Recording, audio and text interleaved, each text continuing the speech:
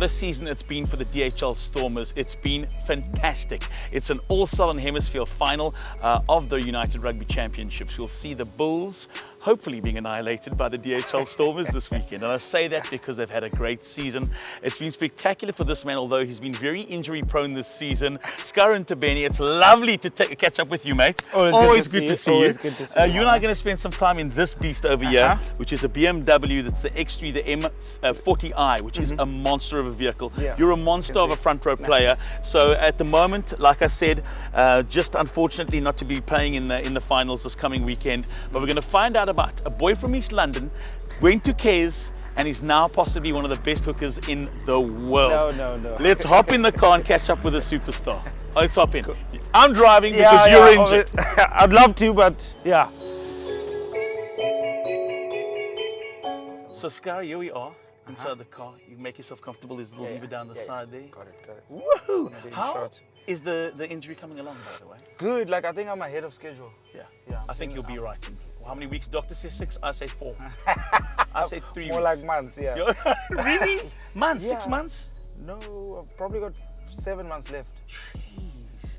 That must be so frustrating because I mean you've had a phenomenal season, and every time something happens, then it's like you're like Mr. Bionic. Yeah, like it is frustrating because every time I'm feeling good and I'm close, then something happens. But yeah, I think it is what it is. Like if you give up, then what? Exactly. You know what I mean? Exactly. Then what?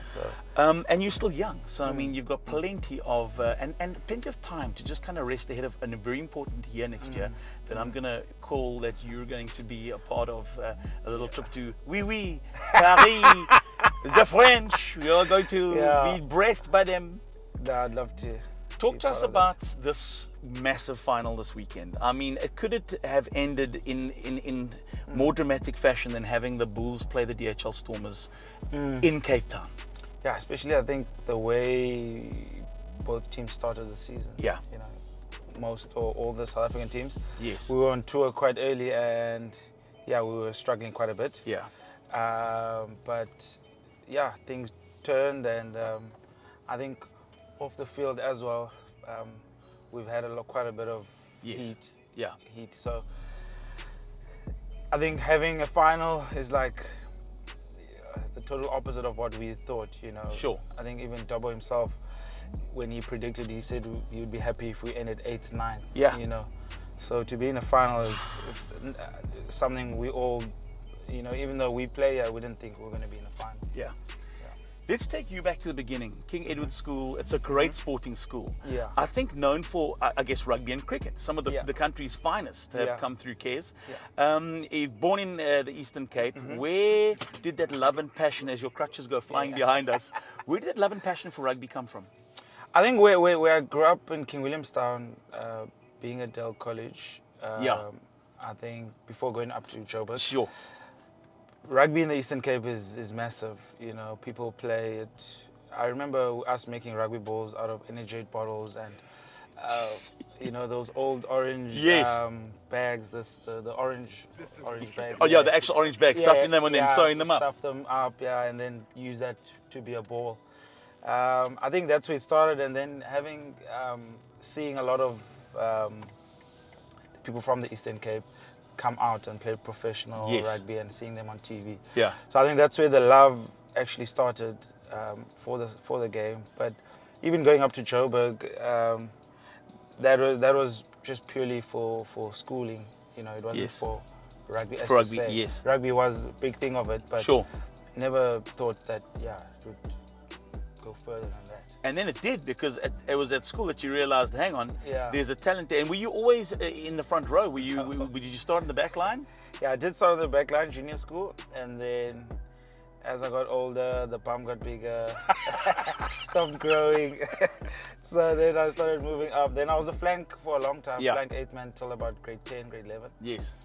And then, Carl Spillhouse said, he thinks it would be good for me to move to hooker. Carl Spillhouse was my cricket coach. Is it? At a high school before he left and it went. He used to play wicketkeeper. Yeah. For many years. Mr. Spillhouse, if you're watching, Mr. Spillas was one of the strictest teachers. Yeah, even with that. Was he strict in your day? Yeah, Is he still at Cares? He's a Jeppy now. He's a Jeppy now. Mr. Spillas, if you're watching, you'll remember me and this legend next to me very, very well. I'll never forget going to go watch him at one of his games, and he went out for like a duck. And we were like, Mr. Spillas, you suck! And he was like, who said that? I'll see you on Monday in my office. No, he was always strict on his fellas. But Yeah. I think, it just shaped a lot of boys. Yeah, he did. Yeah. A phenomenal teacher, a phenomenal guy. Yeah. And you're right, he's one of those guys that help, just kind of shape you from a young age. You can spot good talent, knows where to find it, and those are instrumental people that you need as a youngster. Yeah. And then you think from there over to obviously down to the Western Cape, the best place on earth to be doing anything. Never mind rugby. Yeah. There's so many distractions here. Yeah. I mean, if you weren't playing rugby, you could be you could be a nightclub owner or a you could be whatever you want to be. This is how amazing the Western Cape is. Yeah. So talk to us a little bit about moving to Cape Town. Obviously, you're in the rugby world. You've got a great lot of friends. Everyone's moving down to this part of the world. Yeah. You moved down. Did you feel at home straight away? Yeah. I think playing with a lot of guys that I played with at under 16 SA schools. Yes. And then finding them here in the Western Cape, I think that helped a lot. Because I think from a young age I'd moved from King Williamstown, then to Joburg, and then now to Cape Town.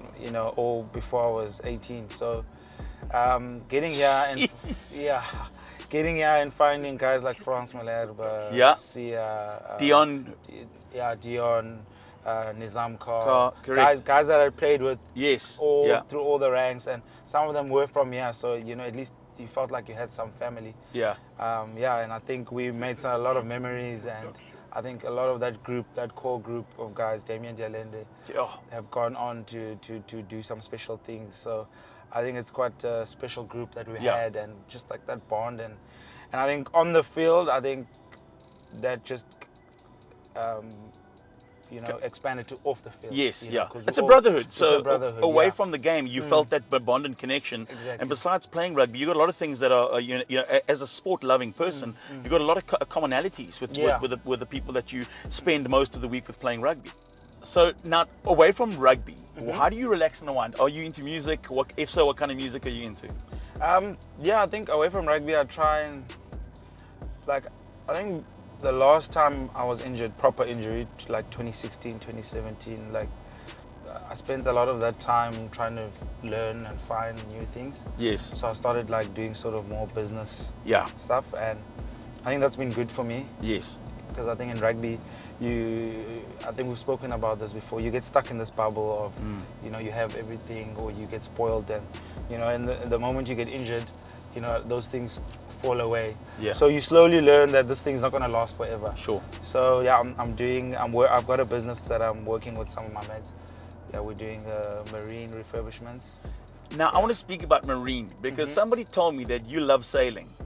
I do.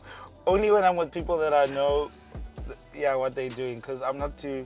I can survive, but if something wrong were to happen, I wouldn't be able to. Yeah, I've gone on. Courses and all of that. Yeah. So one of the British brothers that I know that you were out getting involved in a project that was about giving back to a community, and I know that you were very passionate, and that's another thing that I don't think people realize, how very little time you really have to yourself in never mind in season, even out of season, and still you find projects that are close to your heart to be involved with, which is that very little bit of time you have free, you're doing great work with it. 100%. Life after rugby, and we don't want to talk about that too much. You've said about business that's in place, there's opportunities, and I think that that's something nice to pass on to the next generation of youngsters, is that you won't be playing forever. You've got to put something in place now that's going to sustain you after rugby. You're doing that. Like I said, you've still got many years of, as a servant of the game still to be there. But those businesses obviously is where your focus is going to be next. Yeah, I think definitely the businesses or business. Yeah. I've sort of pulled back just to focus on one thing at the moment. But yeah, I think now you talking about youngsters, I think I wish I didn't bump my head so many times. As a youngster, you had somebody helping you to. Yeah, but when you're young, you don't listen and you think you're the manier. I think now you're talking about youngsters. If I could go back, I wish I just had my head screwed on Yes. a lot earlier. But it is what it is, and yeah, I've learned. Maybe that is life as well. Yes. You need to bump your head Yeah. to learn. But yeah, if there were any younger guys watching this, I'll definitely hang around Ryan more often.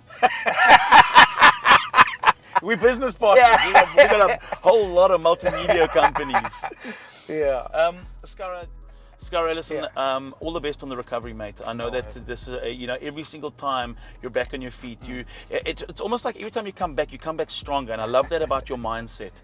You know, for a lot of people, an injury is what it is. Nobody Yeah. plans to be injured. Yeah. Nobody, you know, wishes injury upon themselves. I mentioned the fact that you've been unfortunate with injuries, but Yeah.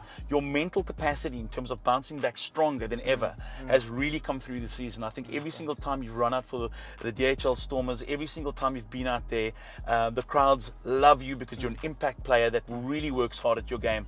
And like I said, I wouldn't be surprised if you and I are having a conversation over a French croissant sometime next year in between Yeah. a heavy schedule of World Cup rugby. No, thanks, Ryan. I really appreciate it. Yeah, and all, you know, like every time I see you, you know, it's always a good time, and I appreciate like your friendship and the guy you are. You know, you always see the positive sides, and yeah, I just enjoy the guy you are. And yeah, like there's no other way but to try and be positive. Absolutely. Yeah, some days are hectic, but yeah, we move on. I love it. Ladies and gents, it gets no better than this gentleman right next to me. A true gentleman, a hell of a lekker oak. And like I said, watch the space. He's still a spring chicken. Once he's complete, he'll be Mr. Bionic. Mark Johann and I were joking with Scarra on the weekend saying that there isn't a part of his body that hasn't been injured. He is Mr. Bionic. And watch the space for SA Rugby Magazine's exclusive on how Scarra becomes the world's #1 hooker. We can't wait for that conversation. Scarra, thanks, mate. No, thanks, man.